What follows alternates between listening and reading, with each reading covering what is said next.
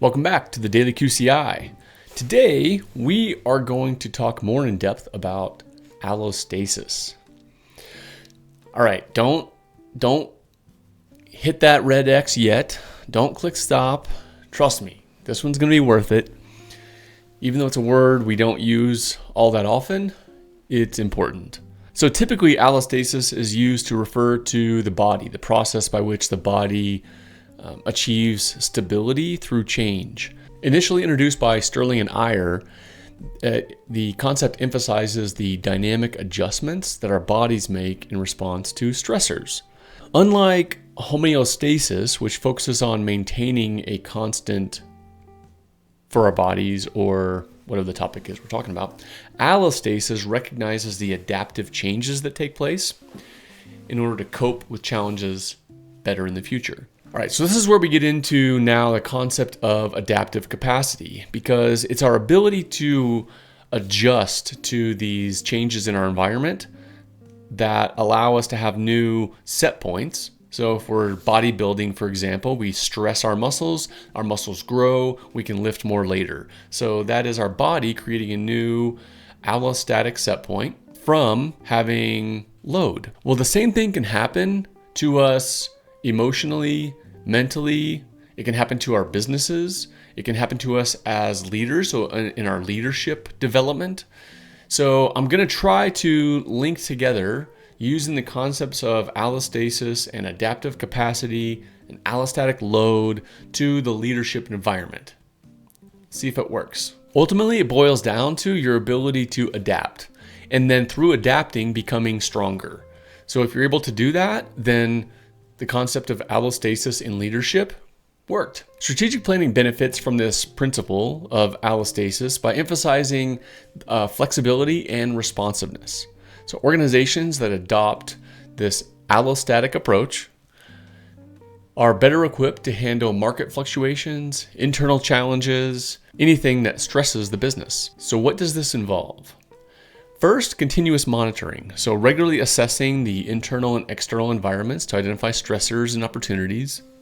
If you'll remember, the adaptive strategy process, the landscape section, is about this monitoring process.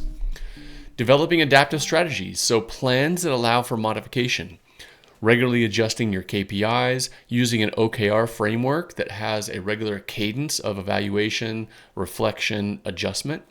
And then resource allocation, ensuring that your resources are distributed in a manner that supports your immediate needs and your ability to adapt long term. So how do we develop better, more adaptable leaders? One, continuous learning. The more you know, the better you can adapt, the more options you have.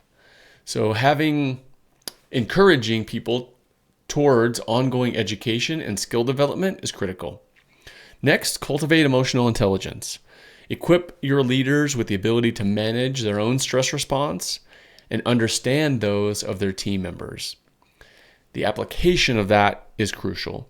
And finally, promote flexibility. Encourage your leaders to remain open to new ideas and approaches and adjust strategies as necessary. So this concept of allostasis in leadership is really fostering adaptation. It's creating an environment and leadership that is able to not only flex under stress, but excel through stress and become better. So this leads to knowing what your adaptive capacity is. If you don't know where your limits are, then you can pretty quickly reach overload and burnout. So the first thing we're going to have you do is an activity.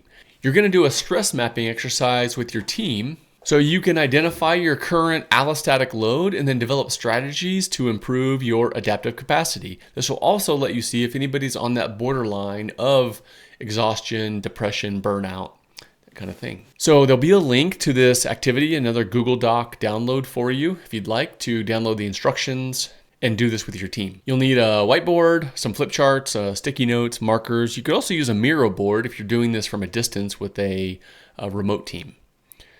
So first, you need to understand what allostatic load is. So allostatic load is the wear and tear that develops over time.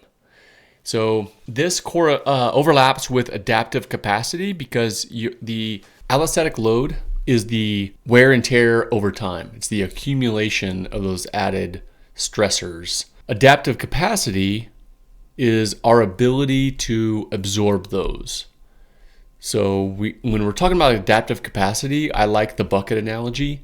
So the size of our bucket is the amount that we can accumulate, and we can build a bigger bucket by this allostatic process. So we introduce allostatic load, so things that are stressful. We then adapt to those and we grow a bigger bucket. What happens if we are overloaded, so we accumulate too much wear and tear, too much allostatic load, we reach the limit of our adaptive capacity and we start overflowing. That's when we start to feel exhaustion.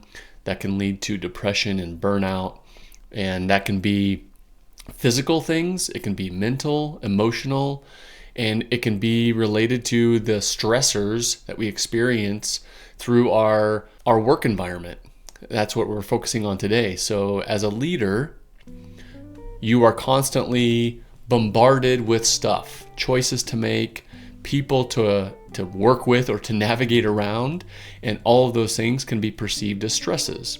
So our ability to manage those is our adaptive capacity, and the accumulation of those is our allostatic load. Both important concepts that are related. Try to develop an allostatic load inventory. So here you're writing down what external factors do you find stressful? What internal factors add to your stress?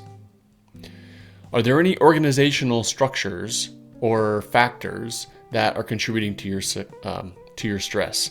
So unclear goals or instructions, communication breakdowns, different interactions with team members that are not helpful, that are adding to your stress. Next, how do you typically respond to stress? Do you feel it physically? Is it more emotional? Or do you have behavioral reactions? And then finally, what current practices or resources are helping you to manage your stress effectively? How often are you having to employ those? When you work through this, it's really critical that you are honest with yourself and be specific in your responses. The more honest and specific you are, the better you can create a stress map and a plan for you and your team going forward to excel rather than get crushed. Okay, next up, the mapping part of this. You're going to ask each person on the team to write down their top 3 stressors on individual sticky notes. And then on a big whiteboard, have 3 sections, a personal column, a team column, and an organizational column. And you're going to have team members put their sticky notes in the appropriate column. And then review these as a group, talk through them, and come up with solutions of how you can either reduce the stresses or increase your resources to handle them. The last step is a commitment to action. So as a team, prioritize 2 to 3 strategies from your brainstorming session that you can implement immediately. Assign ownership and encourage each individual to identify an action they can take. Do a little reflection as a wrap up and see what everybody's takeaway was. If you do this and find it helpful, let me know.